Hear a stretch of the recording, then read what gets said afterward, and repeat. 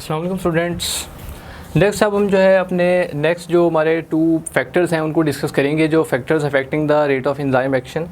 ठीक है, इसमें जो हमारे नेक्स्ट टू फैक्टर्स हैं उनको अब डिस्कस करेंगे। प्रीवियस जो है हमने दो डिस्कस किए, जिसमें एक था एंजाइम कंसंट्रेशन और दूसरा था सबस्ट्रेट कंसंट्रेशन। यहाँ पे हम जो है वो अब जो रिमेनिंग टू हैं उनको डिस्कस करेंगे, जिसमें टेम्परेचर है और पीएच वैल्यू है। ठीक है, टेम्परेचर की सबसे पहले अगर हम बात करें तो टेम्परेचर जो है जैसे जैसे एंजाइम, क्योंकि जो एंजाइम है वो हमारी बॉडी के जो केमिकल रिएक्शंस हैं उनको कंट्रोल कर रहे होते हैं, और अगर हम टेम्परेचर को इंक्रीज़ करें तो जो रिएक्शन रेट है वो भी बढ़ता है, पर एक ख़ास लिमिट तक।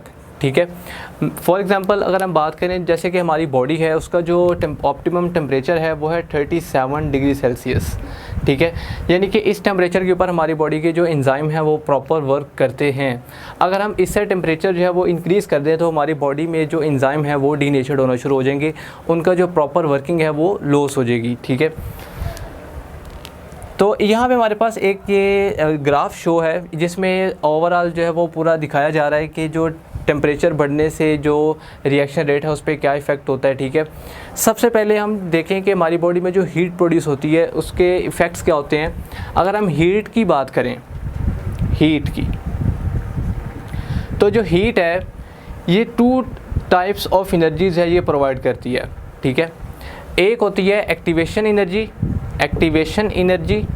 ठीक है, और दूसरी होती है काइनेटिक एनर्जी। यानी कि जो हीट प्रोड्यूस होती है उससे हमें टू टाइप्स की एनर्जीज जो हैं वो ऑब्टेन्ड होती हैं। एक होती है एक्टिवेशन एनर्जी और दूसरी होती है काइनेटिक एनर्जी। जो एक्टिवेशन एनर्जी होती है ये क्या करती है कि जो मॉलिक्यूल्स होते हैं, जो रिएक्शन रेट होता है उसको यानी कि एक्सेलरेट करती है। एक्टिवेशन एनर्जी की वजह से जो रिएक्शंस हैं वो बहुत स्पीड अप हो जाते हैं। जबकि अगर हम काइनेटिक एनर्जी की बात करें तो काइनेटिक एनर्जी जो है ये इससे क्या होता है कि जो मॉलिक्यूल्स हैं वो क्योंकि मॉलिक्यूल्स हैं उनको काइनेटिक एनर्जी मिलती है और वो रैपिडली मूव करते हैं।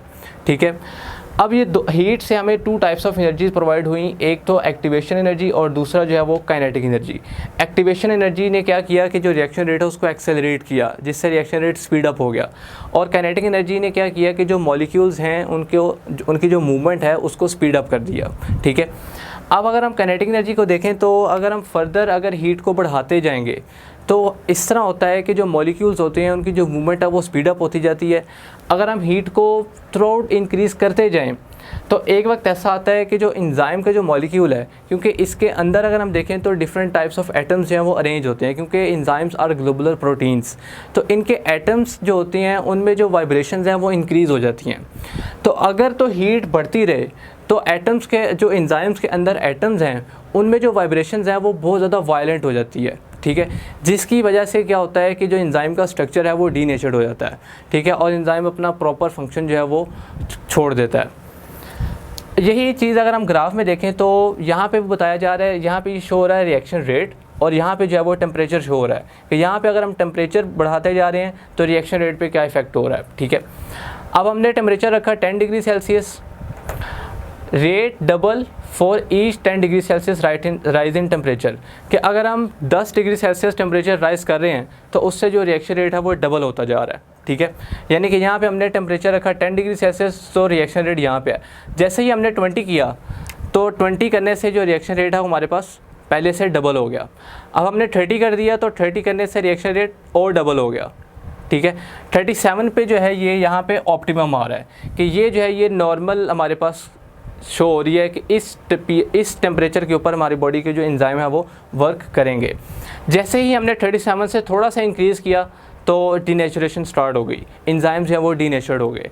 तो यहाँ पे हमने ये देखा है कि हम जैसे जैसे टेम्परेचर को राइज़ कर रहे हैं रिएक्शन रेट डबल हो रहा है, पर एक ख़ास टेम्परेचर पे आके अगर हम ज़रा सा भी टेम्परेचर हमने इंक्रीज़ किया तो वो कर्व नीचे को चली गई, जिसका मतलब ये है कि जो एंजाइम है वो डीनेचर्ड हो गए, उन्होंने अपना जो वर्क है वो प्रॉपर वर्किंग अपनी छोड़ दी है। तो टेम्परेचर बढ़ने से रिएक्शन रेट बढ़ता है पर एक ख़ास हद तक। अब वो जो हद है वो टेम्परेचर क्या है, वो है 37 डिग्री सेल्सियस, यानी कि 37 degree Celsius is the optimum temperature of human body, जिसके ऊपर जो बॉडी के एंजाइम है वो प्रॉपर वर्किंग परफॉर्म करते हैं। ठीक है, ये हमारे पास था इसका टेम्परेचर का इफेक्ट। तो एमडीकेट पॉइंट ऑफ व्यू से ये इंपॉर्टेंट एमसीक्यू है कि अगर हम टेम्परेचर को 10 डिग्री सेल्सियस राइज़ करें तो जो हर टेम्परेचर, यानी कि अगर हम फॉर एग्जांपल ऐसे कहते हैं कि हमने 10 डिग्री सेल्सियस टेम्परेचर राइज़ करते जा रहे हैं, तो उसका रिएक्शन रेट पे क्या इफेक्ट हो रहा है, तो every rise in 10 degree Celsius reaction rate will become double. तो जैसे ही हम 10 डिग्री सेल्सियस राइज़ करेंगे, रिएक्शन रेट जो है वो डबल होता जाएगा, ठीक है। तो ये जो है ये MDCAT पॉइंट ऑफ व्यू से ये पॉइंट बहुत इंपॉर्टेंट है। और इसके अलावा हीट जो है वो 2 टाइप्स ऑफ एनर्जीज प्रोवाइड करती है, एक्टिवेशन एनर्जी और काइनेटिक एनर्जी। एक्टिवेशन एनर्जी जो है वो केमिकल रिएक्शंस को एक्सेलरेट करती है, जबकि जो काइनेटिक एनर्जी है वो मॉलिक्यूल्स की जो मूवमेंट है उसको स्पीड अप करती है, ठीक है। इसके बाद हम आते हैं अपने pH वैल्यू के ऊपर। अब हर एंजाइम जो है उसकी एक ख़ास pH वैल्यू होती है जिसके ऊपर वो प्रॉपर वर्किंग परफॉर्म करता है। जैसे यहाँ पे ऑप्टिमम टेम्परेचर था वो है 37 डिग्री सेल्सियस, जिसके ऊपर बॉडी के एंजाइम प्रॉपर वर्किंग परफॉर्म करेंगे। इसी तरह एक ख़ास pH वैल्यू होती है जिसे हम ऑप्टिमम pH बोलते हैं, ऑप्टिमम pH। ये ऑप्टिमम pH एक ऐसी pH होती है जो हर एंजाइम की एक फ़िक्स होती है pH, जिसके ऊपर वो एंजाइम वर्किंग करता है। अदरवाइज़ अगर वो एंजाइम को ऑप्टिमम pH ना मिले, उसकी ऑप्टिमम pH जो है वो उसे ना मिले, तो वो अपना फंक्शन जो है वो परफॉर्म नहीं करेगा, ठीक है। अब जो pH है ये किस तरह मैटर करती है, pH ना तो बढ़े ना ही कम हो। अगर pH में थोड़ा सा भी चेंज आए तो होता क्या है कि जो आयनाइजेशन होती है, आयनाइजेशन ऑफ सबस्ट्रेट, ठीक है, बॉन्ड ब्रेकिंग हो जाती है, एंजाइम की, और जो आयनाइजेशन ऑफ अमाइनो एसिड है एंजाइम के ऊपर, आयनाइजेशन ऑफ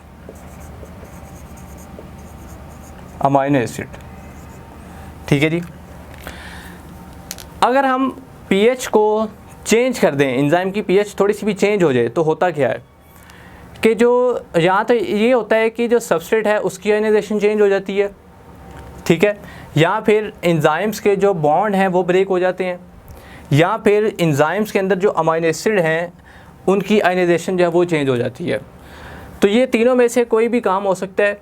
ये जो है ये MDCAT पॉइंट ऑफ व्यू से बहुत इंपॉर्टेंट चीज़ें हैं, ठीक है। इनको मैंने पॉइंट्स में लिख दिया यहाँ पे कि pH अगर चेंज हो तो उससे ये 3 काम हो सकते हैं, या तो सबस्ट्रेट की जो आयनाइजेशन है वो चेंज हो सकती है, या फिर एंजाइम के जो बॉन्ड हैं वो ब्रेक हो सकते हैं, या फिर जो एंजाइम के अंदर अमाइनो एसिड हैं उनकी जो आयनाइजेशन है वो चेंज हो सकती है।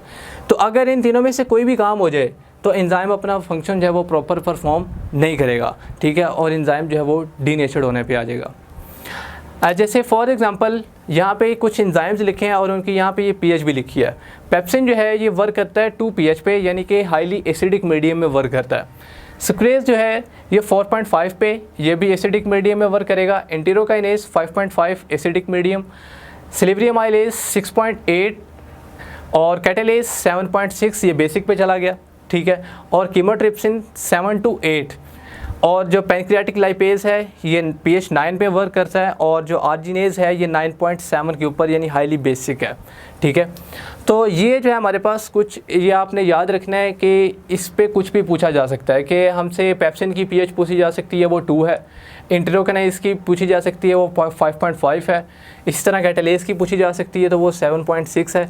तो ये जो पॉइंट्स हैं इनको आपने याद रखना है MDCAT पॉइंट ऑफ व्यू से, और कुछ ये बातें जो है ये भी आपने याद रखनी है, ठीक है, कि अगर हम pH को चेंज करें तो कौन कौन सा काम हो सकता है। और इसके बाद जो टेम्परेचर है उसका मैंने आपको बता दिया।